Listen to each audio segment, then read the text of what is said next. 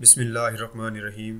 السلام علیکم۔ YouTube channel sweet اسلام پر خوش آمدید۔ اگر آپ نے ابھی تک ہمارا یوٹیوب چینل سویٹ اسلام سبسکرائب نہیں کیا تو پہلے اسے سبسکرائب کر لیجئے اور ساتھ ہی بیل آئیکن پر پریس کیجئے تاکہ ہمارے آنے والی نیو ویڈیوز کی اپڈیٹ آپ تک بر وقت پہنچتی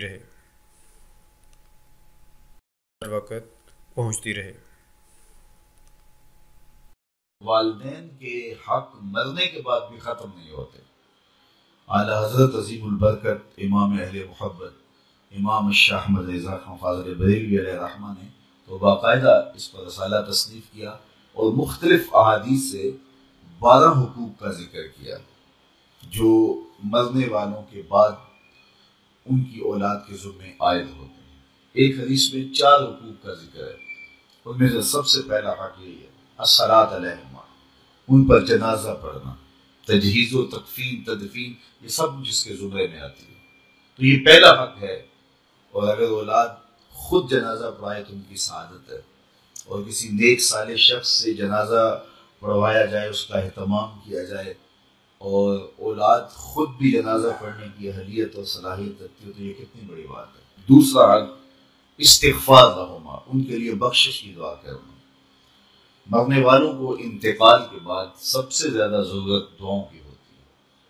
حضور علیہ السلام کا فرمان ہے، ہم جب کسی شخص کو بھی قبر میں دفن کر کے آتے ہیں تو اس کی حالت ایسے ہوتی ہے جیسے کوئی شخص پانی میں غوطے کھا رہا ہو۔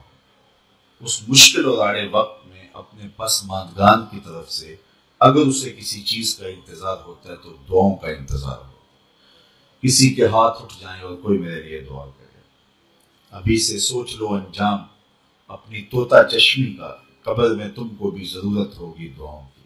اور میں کہتا ہوں کہ اگر اولاد صالحہ ہے، اولاد نیک ہے، تو دعاؤں کا تسلسل بھی جاری رہے گا، اور خود اولاد کا وجود صدقہ جاریہ ہے۔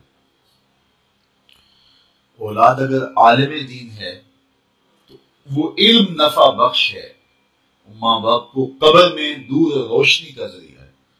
امام نبہانی علیہ رحمہ جواہر البہار جن ایام کے اندر لکھی ہے، تو اس دوران ان کی اہلیہ محترمہ نے ان کو گھریلو امور سے جو ہے وہ اس انداز سے محفوظ رکھا اور اس انداز سے ان کا خیال کیا کہ کوئی بھی گھر کا معاملہ ہوتا تو ان تک نہ پہنچنے دیتی کہ میرا شوہر رسول کریم صلی اللہ علیہ وآلہ وسلم کے فضائل لکھ رہا ہے اور حضور کی عظمتوں پر جو ہے وہ کام کر رہا ہے، اور میں ان کو گھریلو الجھنوں کا شکار کر دوں، یہ نہیں کروں گی۔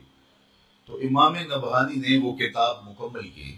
اس دوران ان کی اہلیہ نے چونکہ اپنے شوہر کو گھریلو الجھنوں میں مبتلا نہیں ہونے دیا کہ یہ حضور کے دین کا کام کر رہے، تو اس سلے کے اندر امام نبہانی کی زوجہ محترمہ کو 4 مرتبہ حضور کا دیدار نصیب کہ تو نے میرے خادم دین کے لیے آسانیاں پیدا کی ہیں۔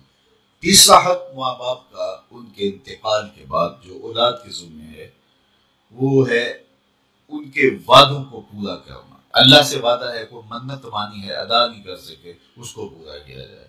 مخلوق سے کوئی وعدہ تھا، اس وعدے کو پورا کیا۔ کسی کا قرض دینا تھا، اس کو ادا کیا جائے۔ وعدوں کی جو بھی صورتیں، بلکہ علماء نے لکھا وعدوں کے زمرے میں ان کے معمولات خیر بھی آتے ہیں، یعنی رشتہ داروں میں سے جن غربا کو، عزیزوں، ہمسایوں، محلے داروں میں سے جن کے ساتھ وہ تعاون کرتے تھے، خاندان کے جن کمزور افراد کے ساتھ وہ تعاون کرتے تھے، تو یہ ان کے حقوق میں سے ہے کہ اولاد بعد میں اس تسلسل کو جاری رکھنے کی کوشش کرے۔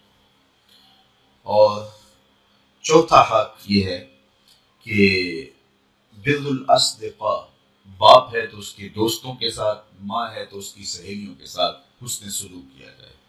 چچا باپ کی جگہ پہ ہے، خالہ ماں کی جگہ پہ، تو ان کے انتقال کے بعد وہ رشتہ دار جب گھر آئیں تو ان کو اسی طرح پیار، اسی طرح محبت، اس طرح عزت اور آبرو ملے، اور جس طرح وہ ان کے ساتھ ملتے تھے اور ان کی محبت تھی، ان کا تعلق خاطر تھا، تو اولاد اس کو، رشتے کو نبھائے اور اس کو برقرار رکھے، اور اس سے ان کی قبر میں روح خوش ہوتی ہے۔ تو یہ 4 حق ایسے ہیں جو مرنے کے بعد بھی اولاد کے ذمے لازم ہوتے ہیں کہ وہ اپنے ماں باپ کو مغفرت کی دعاؤں میں یاد رکھے اور ان کے لیے اللہ کے حضور التجائیں کرتے رہے۔ جو شخص ہر جمعۃ المبارک کو اپنے والدین کی قبر پہ سورہ یاسین کی تلاوت کرتا ہے تو اس کی بھی مغفرت ہو جاتی ہے اور ماں باپ کی بھی مغفرت ہو جاتی ہے۔